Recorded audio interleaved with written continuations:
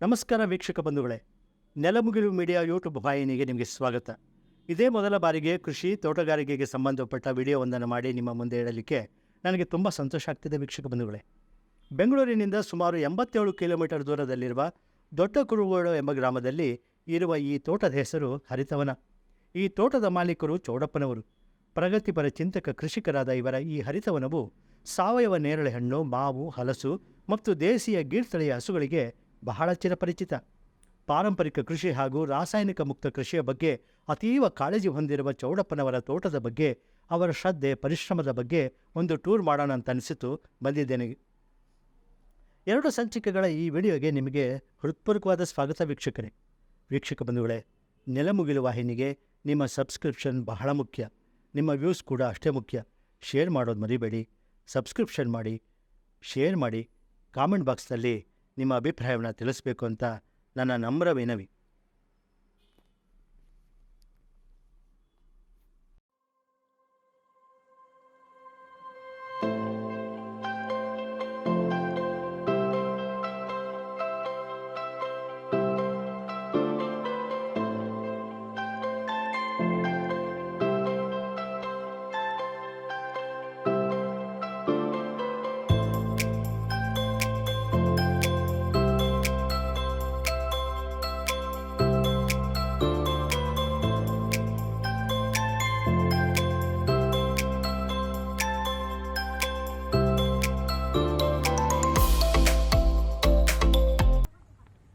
ಚಿಕ್ಕದು ಚೆನ್ನಾಗಿರುತ್ತಾ?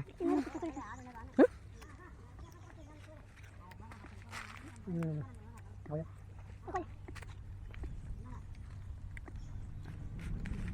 ಚೆನ್ನಾಗಿದೆ, ಸಕ್ಕತ್ತಾಗಿದೆ. ನಾನು ನೀನು ತಗೊಂಡದೊಂದು ಫೋಟೋ ತೆಗೆದು ಎಷ್ಟು ಚಿಕ್ಕದು? ಯಾವ ಎಷ್ಟು ಬೇಕಾದ ತಿನ್ಬೋದು? ಏನಾಗಲ್ವಾ? ಕೆಮ್ಮರುತ್ತಾ? ಸಿಂಪಲ್ ಅಷ್ಟೇ. ಅದ್ರ ಮೇಲೆ ಅಂದರೆ ಅದೇ ಅಲ್ಲ, ಯಾವ ಐಟಮ್ ಅಂದ್ರೂ ರಿಯಾಕ್ಷನ್ ನಮ್ಗೆ ಎಷ್ಟು ಲಿಮಿಟು ಅಷ್ಟು ತಿನ್ಬೇಕು. 20, 30, 25 ಅಲ್ಲ, ನಮ್ಮಂಥವ್ರು 50 ತಿಂದರೂ ಏನಾಗಲ್ಲ. ದಿವಸ ಕರಿತೇವೆ ನಾವು. ನೀವು ಅಂದರೆ ಸ್ಮೂತಾಗಿರ್ತೇವೆ, ನೆರಳಿರ್ತೇವೆ ಅಂಥವ್ರು. ಓಕೆ, ಅದು ತಾಕತ್ತು ಸ್ಟ್ರೆಂತು. ನಮ್ಮ ಮಳೆನೂ ಲೆಕ್ಕ ಇಲ್ಲ, ಬಿಸಿಲು ಲೆಕ್ಕ ಇಲ್ಲ. ಸೊ ಎಲ್ಲಿ ಕಚ್ಚಿದ್ರು ಕಚ್ಕೊಂತೇವೆ, ಯಾವ ಕಚ್ಚಿದ್ರು ಕಚ್ಚಿರ್ತೀವಿ. ನೀವು ಸುಮ್ಮನೆ ಸೊಳ್ಳೆ ಹಂಗಂದ್ರೆ ಇಷ್ಟ ಬರ್ತಾ ಇರ್ತದೆ. ಕರೆಕ್ಟಾಗಿ ಹೇಳಿದ್ವಿ. ಅದಕ್ಕೆ ಗೌರ್ಮೆಂಟ್ ರೈತರಿಗಾದರೆ ಸ್ವಲ್ಪ ಪಾಪ ಸಪೋರ್ಟ್ ಮಾಡ್ತಾರೆ.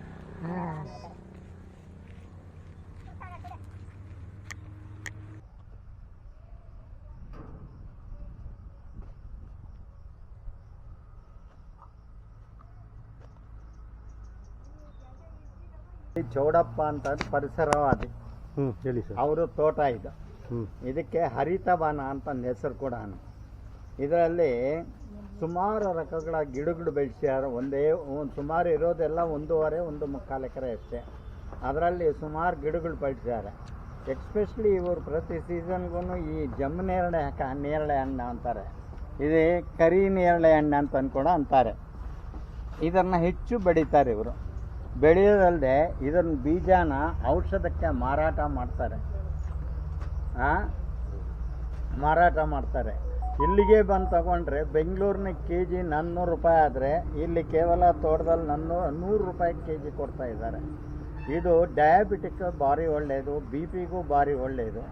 ಹೆಚ್ಚು ಜನ ಇದನ್ನು ಆಕರ್ಷಿತರಾಗಿ ಈಗೀಗ ಹೆಚ್ಚು ಇದು ಏನಂದರೆ ಇದು ಸೀಸನಬಲ್ ಕ್ರಾಪ್. ಈಗಿನಿಂದ ಸ್ಟಾರ್ಟ್ ಆಗಿ ಇನ್ನೊಂದು 2.5 ತಿಂಗಳು 3 ತಿಂಗಳು ಇರುತ್ತೆ, ಆಮೇಲೆ ಬರಲ್ಲ ಈ ಕ್ರಾಪು. ಅದಕ್ಕಾಗಿ ಜನ ಹೆಚ್ಚು ಇದನ್ನು ಸಿಟಿ ಏರಿಯಾನಲ್ಲಿ, ನಗರ ಪ್ರದೇಶಗಳಲ್ಲಿ, ಪಟ್ಟಣ ಪ್ರದೇಶಗಳಲ್ಲಿ ಹೆಚ್ಚಾಗಿ ವಯಸ್ಸಾದವರು ತಿನ್ನೋದಕ್ಕೆ ಹೆಚ್ಚು ಆದ್ಯತೆ ಕೊಡ್ತಾರೆ. ಇದನ್ನು ಹಿಂದಿನ ಕಾಲಕ್ಕೆ ದೊಡ್ಡ ದೊಡ್ಡ ಮರಗಳಿರೋದು, ಚೆನ್ನಾಗಿ ಬಿಡೋದು, ಯಾರೂ ತಿಂತಾ ಇರಲಿಲ್ಲ. ಈಗ ಹೆಚ್ಚು ಇದನ್ನು ತಿನ್ನೋದಕ್ಕೆ ಶುರು ಮಾಡಿಬಿಟ್ಟಿದ್ದಾರೆ ಜನ. ಯಾವಾಗ ಕಾಯಿಲೆ ಜಾಸ್ತಿ ಆಗೋಯ್ತೋ ಆವಾಗ ಇದನ್ನು ತಿನ್ನೋದಕ್ಕೆ ಶುರು ಮಾಡಿದ್ದಾರೆ. ಕೇವಲ ಇದೊಂದೇ ಅಲ್ಲದೆ ದೇಸಿ ಗೋವುಗಳನ್ನ, ಹಸುಗಳನ್ನ ಕೂಡ ಸಾಕ್ತಾ ಇದ್ದಾರೆ. ದೇಸಿ ಹಸುಗಳನ್ನ ಅಂದರೆ ಯಪ್ಪನಿಗೆ ಭಾರಿ ಇಷ್ಟ, ಭಾರಿ ಇಷ್ಟ. ದೇಸಿ ಗೋವುಗಳನ್ನ ಹೆಚ್ಚು ಬೆಳೆಸ್ತಾ ಇದ್ದಾರೆ ಇವರು, ಬೆಳೆಸ್ತಾ ಇದ್ದಾರೆ. ಆಮೇಲೆ ಆ ದೇಸಿ ಗೋವುಗಳಿಂದ ಉತ್ಪನ್ನಗಳನ್ನ ಬಂದು ಹಾಲು, ಮೊಸರು ಇದು ಕೂಡ ಮಾಡ್ತಾ ಇದ್ದಾರೆ, ಡೈರಿಗೆ ಹಾಕ್ತಾ ಇದ್ದಾರೆ.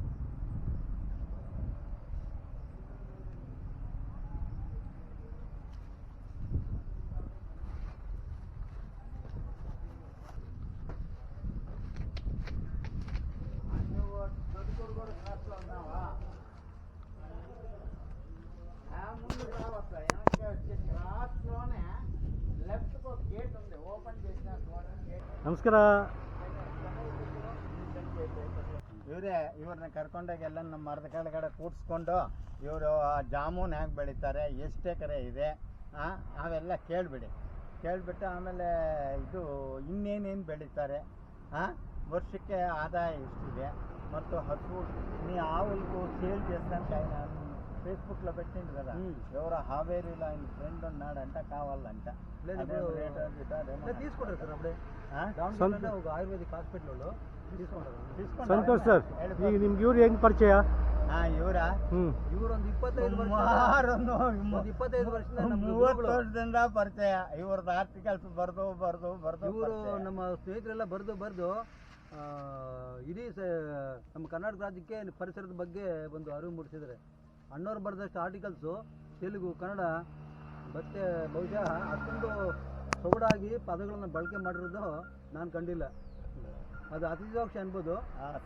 ಗುರುಗಳು ಸರ್ ಇಡೀ ಸಮಾಜವನ್ನ ಎಬ್ಬಿಸ್ತಕ್ಕಂಥವ್ರು ವಿದ್ಯೆ ಮಾಡ್ತಾ ಇದ್ದಾರೆ. ಈಗ ಸಮಾಜ ತನ್ನ ಸ್ವಾರ್ಥಕ್ಕೆ, ತನ್ನ ಇದಕ್ಕಾಗಿ ಇಡೀ ಸಮಾಜವನ್ನ ಎಬ್ಬಿಸಿ ಚೈತನ್ಯವಂತರಾಗಿ ಮಾಡಲಿಕ್ಕೆ ಮುಂದಿನ ಪೀಳಿಗೆಗಾಗಿ ಒಂದಷ್ಟು ಪರಿಸರ, ನೀರು, ಕೃಷಿ ಉಳಿಸ್ತಕ್ಕಂಥ ಕೆಲಸಗಳನ್ನ ಮತ್ತು ಸಂಸ್ಕೃತಿ ಸಂಪ್ರದಾಯ, ಅದು ಕೂಡ ಇಡೀ ದೇವಾಲಯಗಳ ಬಗ್ಗೆ ಅವರು ಬರೀತಕ್ಕಂಥ ವಿಷಯನೇ ಇಲ್ಲ ಸರ್. ಬಹುಶಃ ನನಗೆ ಗೊತ್ತಿದ್ದಾಗೆ ಒಂದು 500-600 ಆರ್ಟಿಕಲ್ಸ್ಗೂ ಹೆಚ್ಚು ಬಂದಿರ್ಬೋದು.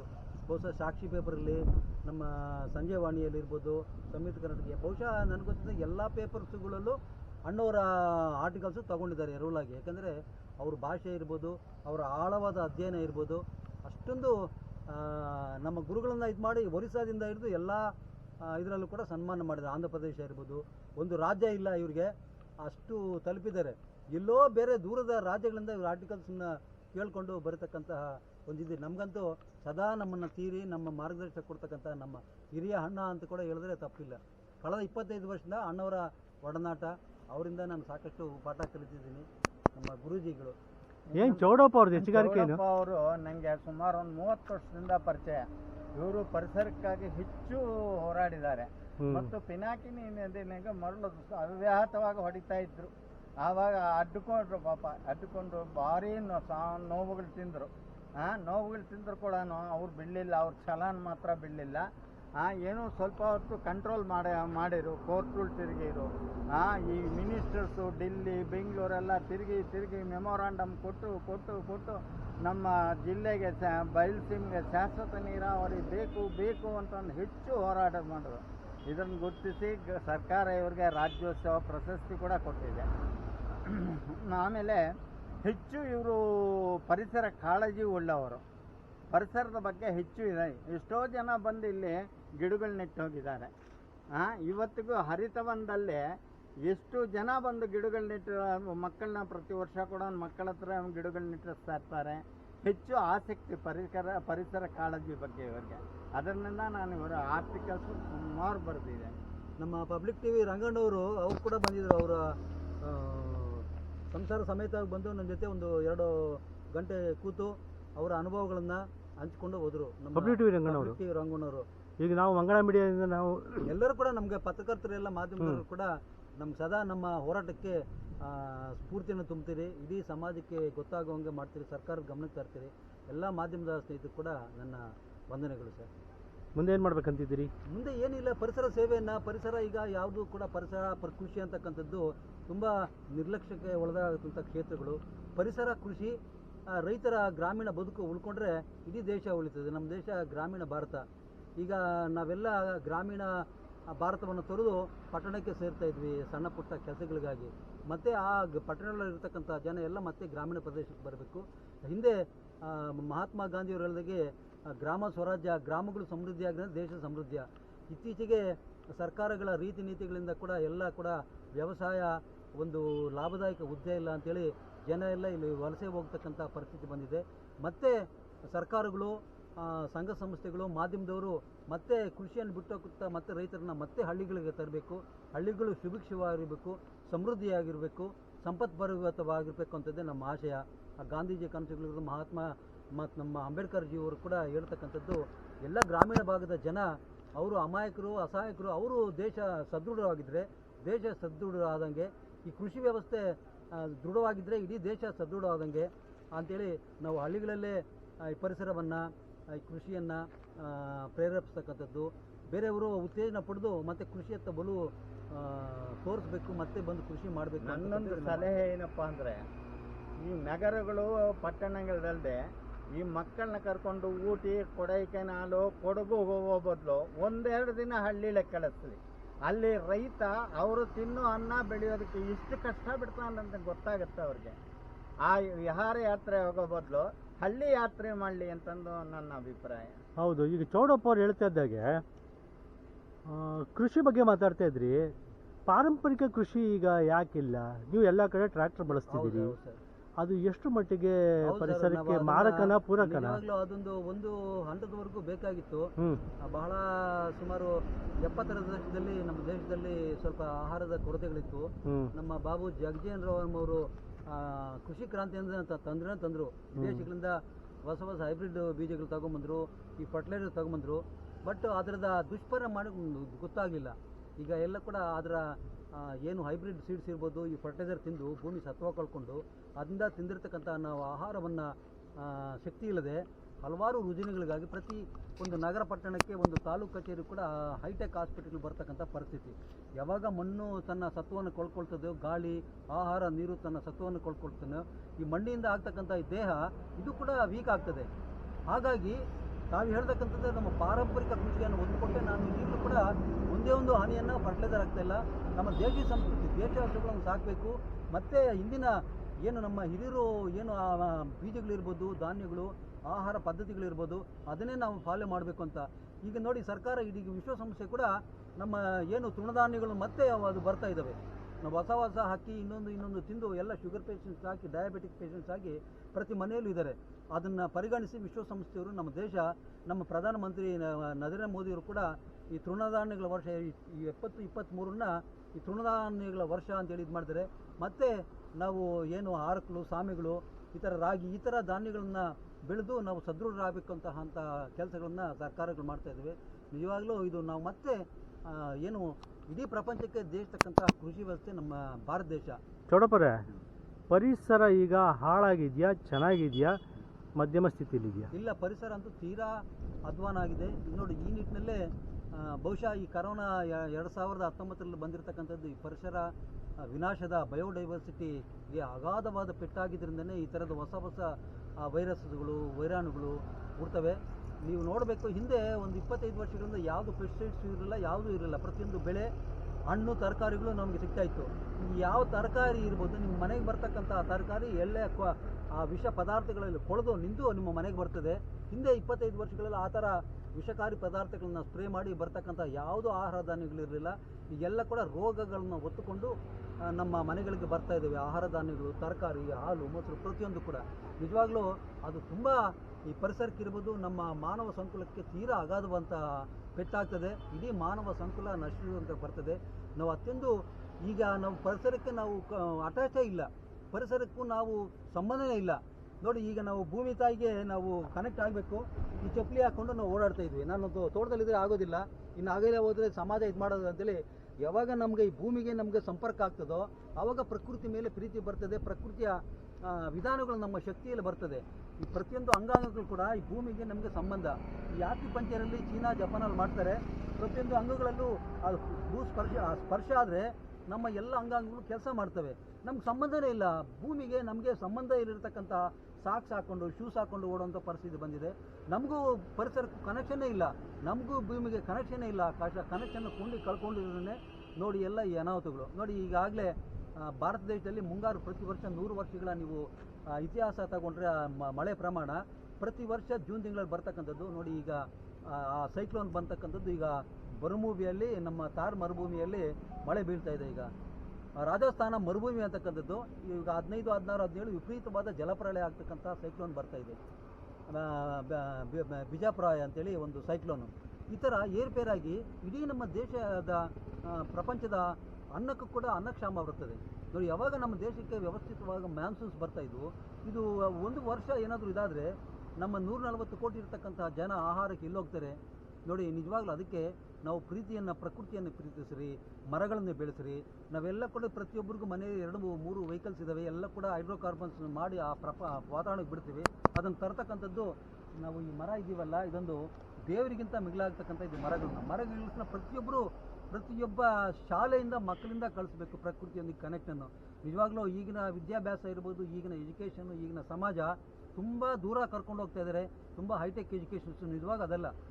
ಅಣ್ಣವ್ರು ಹೇಳ್ದಾಗೆ ಮಕ್ಕಳನ್ನ ಹಳ್ಳಿಗೆ ತಗೊಂಡ್ಬರ್ಬೇಕು. ಬೇರೆ ಬೇರೆ ಯುರೋಪ್, ಬೇರೆ ಬೇರೆ ಜಪಾನು, ಚೀನಾದಲ್ಲಿ ಮಕ್ಕಳನ್ನು 3-4 ತರಗತಿಗಳನ್ನು ಹೊರಗೆ ಕರ್ಕೊಂಡು ಹೋಗ್ತಾರೆ. ಪ್ರಕೃತಿಯೊಂದಿಗೆ, ನೀರಿನೊಂದಿಗೆ, ಕಾಡಿನೊಂದಿಗೆ, ಪ್ರಾಣಿಗಳೊಂದಿಗೆ ಬೆರೆಸ್ತಾರೆ. ಆವಾಗ ನಮಗೆ ಸಂಬಂಧ ಬೀಳ್ತದೆ. ಈಗ ಶಾಲಾ ಮಕ್ಕಳನ್ನೆಲ್ಲ ಅಮ್ಯೂಸ್ಮೆಂಟ್ ಪಾರ್ಕ್ಗಳಿಗೆ ಅಲ್ಲೆಲ್ಲ ಕರ್ಕೊಂಡು ಹೋಗ್ತಾರೆ, ರೆಸಾರ್ಟ್ಗಳಿಗೆಲ್ಲ.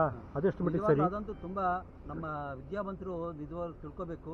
ಅಣ್ಣವ್ರು ಹೇಳಿದಾಗೆ ಹಳ್ಳಿಗಳು ಕರ್ಕೊಂಡೋಗಿ ರೈತ ಒಂದು ಅನ್ನದ ಅಗಳನ್ನ ಬೆಳೀಲಿಕ್ಕಾಗಿ ಎಷ್ಟು ಕಷ್ಟಪಡ್ತಾನೆ, ಒಂದು ತರಕಾರಿ ಬೆಳೀಲಿಕ್ಕೆ ಎಷ್ಟೊಂದು ಕಷ್ಟಪಡ್ತಾನೆ.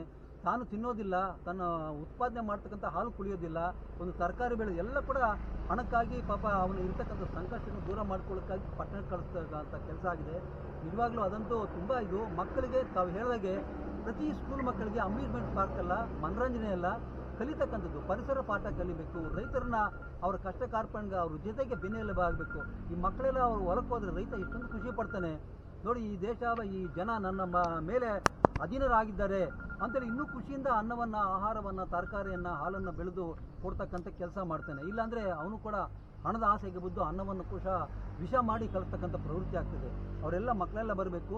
ಪ್ರಕೃತಿಯೊಂದಿಗೆ ನೋಡಿದ್ರೆ ಯಾವುದು ತಪ್ಪು ಮಾಡ್ತಾ ಇದ್ದಾನೆ, ಯಾವುದು ಸರಿ ಮಾಡ್ತಾ ಇಕ್ಕಂತಂದು ಅವನು ರೈತನಿಗೂ ಪರಿವರ್ತದೆ, ಅವರಿಗೂ ಅರಿವಾಗ್ತದೆ. ಸರ್ಕಾರಗಳು, ಶಾಲೆಗಳು, ಇವೆಲ್ಲ ಕೂಡ ನಿಜವಾಗ್ಲೂ ಮತ್ತೆ ಹಳ್ಳಿ ಕಡೆ ಹೋಗಬೇಕು, ಜಮೀನು ಕಡೆ ಹೋಗಬೇಕು, ಪ್ರಕೃತಿಯೊಂದಿಗೆ ಕನೆಕ್ಟ್ ಆಗಬೇಕು ಸರ್. ಜಮೀನನ್ನೆಲ್ಲ ರೈತರು ರಿಯಲ್ ಎಸ್ಟೇಟ್ ಮಾಡೋದಕ್ಕೆ ಎಲ್ಲರಿಗೂ ಮಾರ್ತಾ ಇದ್ದಾರಲ್ಲ. ಇಲ್ಲ, ಅದೊಂದು ತುಂಬ ನಿಜವಾಗ್ಲೂ ತುಂಬ ಶೋಚನೀಯ ಅದೊಂದು ಅಂಶಗಳು. ಪ್ರತಿ ಹಳ್ಳಿಗಳು ಕೂಡ ನೋಡಿ, ನಮ್ಮ ಹಳ್ಳಿಗಳಲ್ಲೇ ಸುಮಾರು 75% ವ್ಯವಸಾಯ ಮಾಡೋರಿಲ್ಲ. ನೋಡಿ, ಸರ್ಕಾರದ ರೀತಿ ನೀತಿಗಳಿರ್ಬೋದು, ಅವ್ರ ಪಾಲಿಸಿಗಳಿಂದ ಬೆಳೆದಕ್ಕೆ ಒಂದು ಮಿನಿಮಮ್ ಸಪೋರ್ಟಿಂಗ್ ಪ್ರೈಸ್ ಕೊಡ್ತಕ್ಕಂಥ ಕೆಲಸಗಳು ಯಾವುದು ಸರ್ಕಾರಗಳು ಮಾಡಿಲ್ಲ. ಹಿಂದೆ ಸ್ವಾಮಿನಾಥನ್ ರಿಪೋರ್ಟ್ ಮಾಡಿ 20 ವರ್ಷ ಆಯಿತು. ಅವನ ಏನು ಖರ್ಚು ವೆಚ್ಚ ಆಗ್ತದೆ, ಅವನಿಗೂ ಒಂದು ಗೌರವಯುತವಾಗಿ ಬೆಳೀಲಿಕ್ಕಾಗಿ ಏನು ನಿರ್ಧಾರ ಮಾಡ್ತಾನೆ, ಒಂದು ಬೆಲೆ ಕೊಡ್ರಿ ಅಂತ ಹೇಳಿದ್ರೆ 20 ವರ್ಷ ಆಯಿತು, ಬೆಲೆ ಕೊಡಿಲ್ಲ. ಯಾವ್ಯಾವುದೋ ಪುಕ್ಕಟ್ಟೆ ಯೋಜನೆಗಳನ್ನ ಕೊಡ್ತಾರೆ, ಕೆಲಸಗಳನ್ನ ಮಾಡ್ತಾರೆ. ಫ್ರೀ ಯೋಜನೆಗಳು ನಿಜವಾಗ್ಲೂ ಬೇಡ.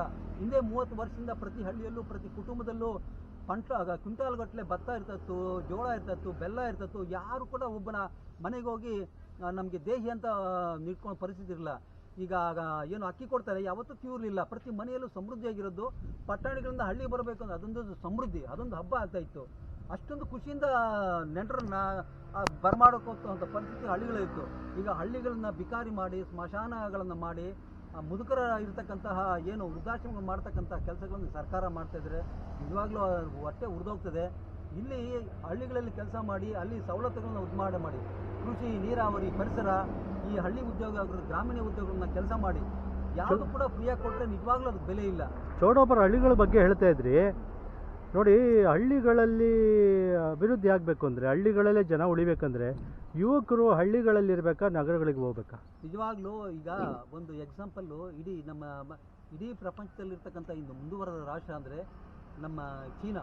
ಎಲ್ಲ ಅಮೇರಿಕವನ್ನು ಎಲ್ಲಿಟ್ಟು ಮುಂದೆ ಹೋಗ್ತದೆ. ಯಾಕಂತ ಹೇಳಿದ್ರೆ ಅವರಲ್ಲಿ ಸಾಕಷ್ಟು ಸಂಪನ್ಮೂಲಗಳು ಕಡಿಮೆ ಇದ್ದರೂ ಕೂಡ ಪ್ರತಿ ಡಿಸೆಂಟ್ರಲೈಸ್ಡ್ ಡೆವಲಪ್ಮೆಂಟ್ ಮಾಡಿದ್ರು.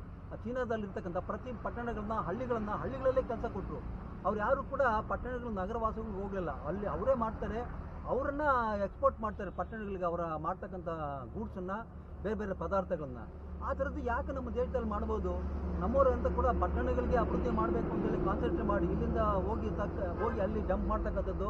ಅಲ್ಲೇ ಮತ್ತೆ ಟ್ರಾನ್ಸ್ಪೋರ್ಟೇಷನ್ ಇರ್ಬೋದು, ಡ್ರೈನೇಜ್ ಸಿಸ್ಟಮ್ ಇರ್ಬೋದು, ಬೇರೆ ಬೇರೆ ರೀತಿಯ ಬೇರೆ ಬೇರೆ ವ್ಯವಸ್ಥೆಗಳಿಗಾಗಿ ಮತ್ತೆ ಸರ್ಕಾರದ ಹಣ ತಗೊಂಡೋಗಿ ಆಡ್ತಕ್ಕಂಥದ್ದು.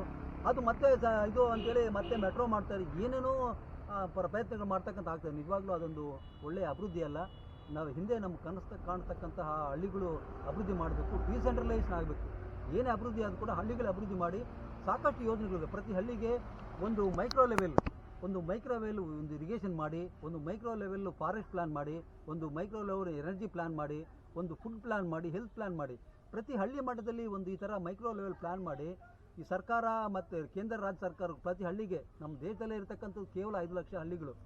ಲಕ್ಷಾಂತರ ಕೋಟಿಗಳು ಬಡ್ಜೆಟ್ಗಳಾಗ್ತಾ ಇದ್ದಾವೆ, ಸೇರ್ತಾ ಇಲ್ಲ.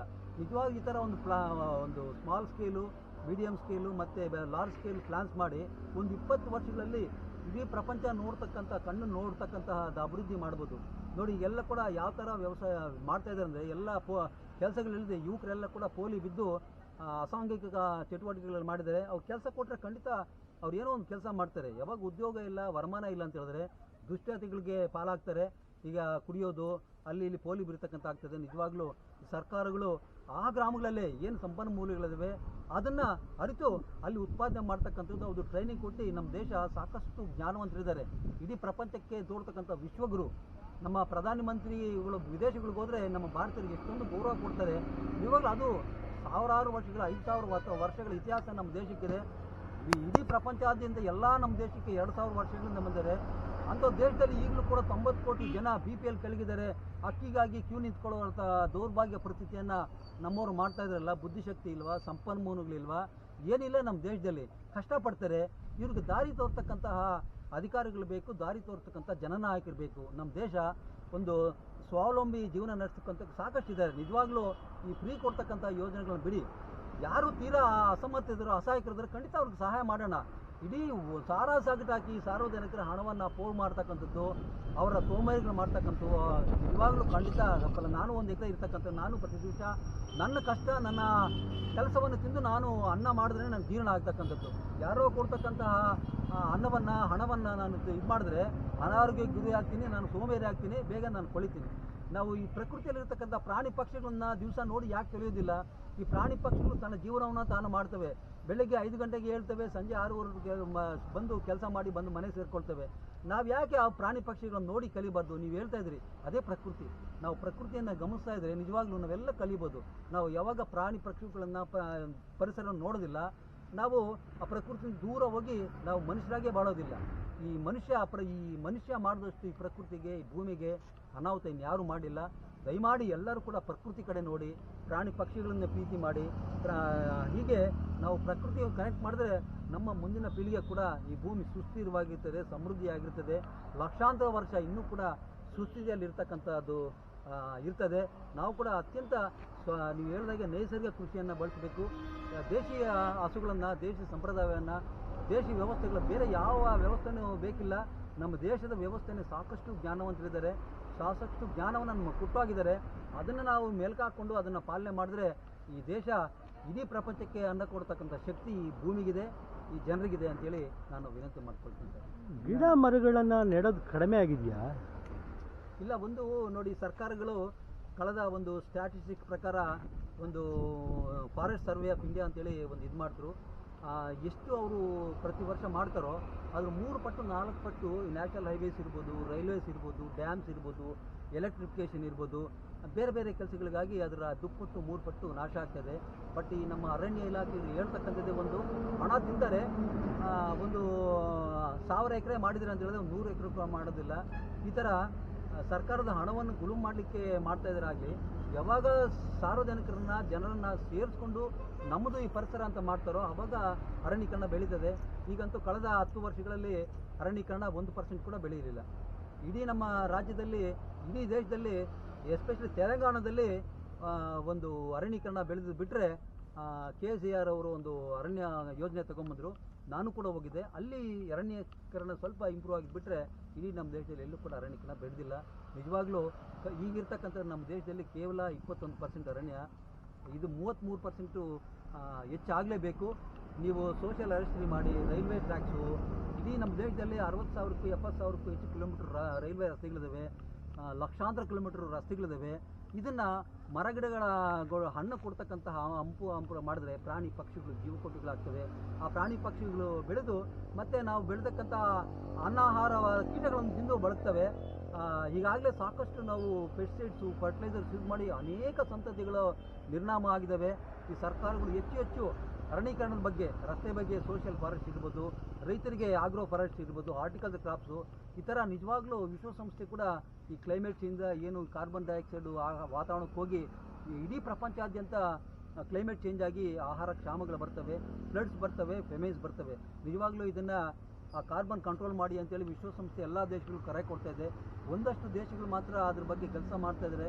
ನಮ್ಮಂಥ ದೇಶಗಳು ನಿಜವಾಗ್ಲೂ ಹೆಚ್ಚು ಅರಣ್ಯೀಕರಣಕ್ಕೆ ಒತ್ತು ಕೊಡಬೇಕು. ಇಲ್ಲಾಂದರೆ ಮುಂದಿನ ಪೀಳಿಗೆಯಲ್ಲಿ ಈ ಕ್ಲೈಮೇಟ್ ಚೇಂಜಿಂದ ಕೇವಲ 20-30 ವರ್ಷಗಳಲ್ಲಿ ಊಹೆಗೂ ಮೀರತಕ್ಕಂತಹ ಪರಿಸರದ ಗಂಭೀರವಾದಂತಹ ಕ್ಷಾಮಗಳು ಬರ್ತವೆ, ಪ್ರವಾಹಗಳು ಬರ್ತವೆ. ಇನ್ನಾದರೂ ಎಚ್ಚೆತ್ತುಕೊಂಡು ಎಲ್ಲ ಸರ್ಕಾರಗಳು, ಸಂಘ ಸಂಸ್ಥೆಗಳು, ಪ್ರತಿಯೊಬ್ಬ ಈ ಭೂಮಿ ಮೇಲೆ ಇರ್ತಕ್ಕಂಥ ಪ್ರತಿಯೊಬ್ಬ ಮನುಷ್ಯ ಕೂಡ ಈ ಪ್ರಕೃತಿಯೊಂದಿಗೆ ಬೆಳಿಬೇಕು, ಪ್ರತಿ ಮರಗಿಡಗಳನ್ನ ಆಗಬೇಕು.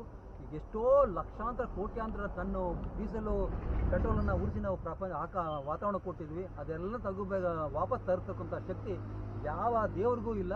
ನೋಡಿ, ಈ ಮಹಾತಾಯಿ ವೃಕ್ಷ ಮಾತೆಗೆ ಬಿಟ್ಟರೆ ಯಾರಿಗೂ ಇರ್ತಕ್ಕಂಥದ್ದಿಲ್ಲ. ಈ ಪ್ರಕೃತಿ ಮಾತೆಯನ್ನು ನಾವು ಕಾಪಾಡಬೇಕು.